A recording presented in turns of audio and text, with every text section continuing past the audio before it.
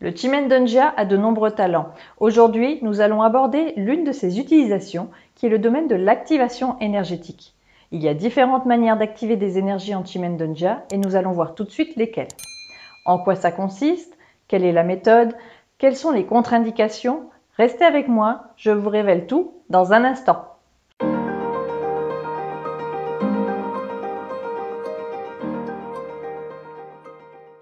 Avant de commencer, si vous n'avez encore jamais entendu parler du Chimendonjia, je vous invite à aller voir la vidéo découverte dont le lien va s'afficher en haut à gauche pour en apprendre plus sur ce système passionnant. Lors de cette vidéo découverte, je vous avais présenté l'apparence de la grille de Chimen, grille qui peut être établie pour l'année, le mois, le jour ou une tranche de 2 heures. En ce qui concerne les activations, on utilise généralement les grilles horaires pour les pratiquer. Le but d'une activation est de rechercher une combinaison d'énergie utile. Il existe deux types d'activations. Les activations extérieures où il faudra se rendre d'un point A à un point B, là où se trouve la structure énergétique recherchée. Il s'agit d'une activation de mouvement qui fait référence à un voyage ou à une promenade dans une direction spécifique et au bon moment. Le but est de synchroniser les actions d'une personne avec un flux de chi favorable. Ces activations extérieures sont utilisées soit en balade énergétique, donc on se déplace physiquement vers une combinaison d'énergie choisie dans un but précis, soit on a un rendez-vous de prévu, négociation, réunion, rendez-vous personnel, etc. Et on utilise le Chimen pour activer une bonne énergie pour ce rendez-vous. Mais cette stratégie sera expliquée dans une autre vidéo future. Et nous avons enfin les activations intérieures, c'est-à-dire qu'elles peuvent être pratiquées à l'intérieur de la maison. Ce n'est pas le cas de toutes les combinaisons, mais celles qui seront possibles sont déjà bien utiles. Certaines auront besoin d'activateurs, généralement soit une fontaine, soit un ventilateur ou soit une bougie, selon les éléments des énergies utilisées. Aujourd'hui, pas besoin d'activateur, on va commencer par une méthode facile. La combinaison utilisée s'appelle principalement « l'oiseau retourne dans le nid » ou « l'oiseau tombe dans la grotte » et elle est très simple à utiliser. Il n'y a pas d'activateur à mettre en place, simplement il faut être présent dans le secteur cardinal où se trouve cette combinaison pendant la tranche de 2 heures où l'oiseau est présent. C'est une activation qui a besoin de calme, donc la pratique de la méditation est parfaite pour activer cette énergie tout en visant un objectif. Pour ceux qui ne souhaitent pas pratiquer la méditation, vous pouvez tout simplement vous détendre dans le secteur concerné ou vaquer à vos occupations. Dans tous les cas, il est important d'être concentré sur l'objectif que l'on veut atteindre avec cette combinaison pendant les 2 heures de l'activation. Comme dans beaucoup de ces activations, il est particulièrement recommandé de mettre en place une action visant à atteindre le but recherché. À quoi sert l'oiseau retourne dans le nid? Dans quel domaine il peut être utilisé? De manière générale, toutes les combinaisons spéciales favorables du Chimendonjia permettront globalement la résolution de conflits, l'amélioration de la prospérité ou toute aide bénéfique. Certaines sont réputées avoir plus de puissance que d'autres, comme le dragon d'azur tourne la tête ou les 3 généraux, mais on en reparlera. L'oiseau retourne dans son nid sera utile pour améliorer sa vie personnelle et professionnelle. Elle harmonise l'énergie de la pièce et améliore ainsi l'humeur ou les relations. Elle donne de bonnes chances de succès et est plus particulièrement utile pour la réussite aux examens, pour rédiger des articles, des livres ou pour tout projet créatif. Comment trouver cette combinaison? Pour trouver cette structure, il faut que soit rassemblé dans un même secteur le tronc céleste Bing sur le plateau céleste, donc en position haute du graphique, avec le tronc céleste Wu sur le plateau terrestre, donc en position basse du graphique. À l'heure actuelle, le seul calculateur que je connaisse qui permette de faire une recherche par structure gratuitement ou moins sur une courte période est celui du site Chinese Metasoft. Il faudra vous inscrire gratuitement pour avoir accès à cette recherche et vous trouverez le lien d'inscription dans ma description en dessous de la vidéo. Une fois faite, il faudra vous rendre dans la partie nommée The Ri, tout à droite. Choisissez ensuite l'onglet Chimendonjia 2 et le menu déroulant nommé Structure. Choisissez le 02 l'oiseau tombant dans la caverne.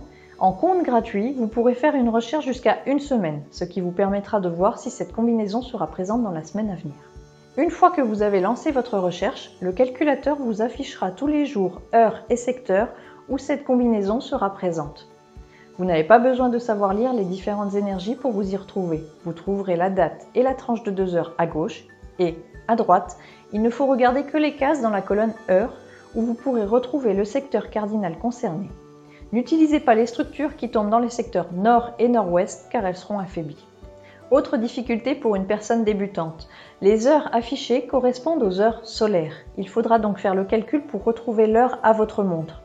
Je vous donne ce calcul dans une de mes premières vidéos de la chaîne sur comment calculer l'heure solaire.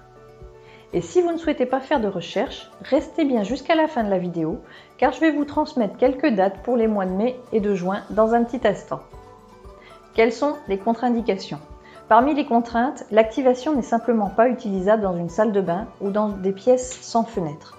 Le Chimendonjia est un outil autonome et très puissant, donc on peut techniquement l'utiliser sans prêter attention à la sélection de dates classiques. Mais il sera mieux d'éviter les jours qui entrent en collision avec votre animal de l'année, qui peut être appelé votre destructeur personnel. Je vous rappelle que vous pouvez trouver l'animal de votre année de naissance en utilisant la calculatrice Patzeux gratuite de mon site, le lien se trouve dans la description. Une fois que vous connaissez votre animal de l'année, il faudra éviter les jours qui entrent en conflit avec lui. Par exemple, si votre animal de l'année est le rat, il faudra éviter de faire une activation les jours du cheval. Voici le tableau récapitulatif des conflits des différents animaux. N'hésitez pas à mettre pause pour trouver le vôtre.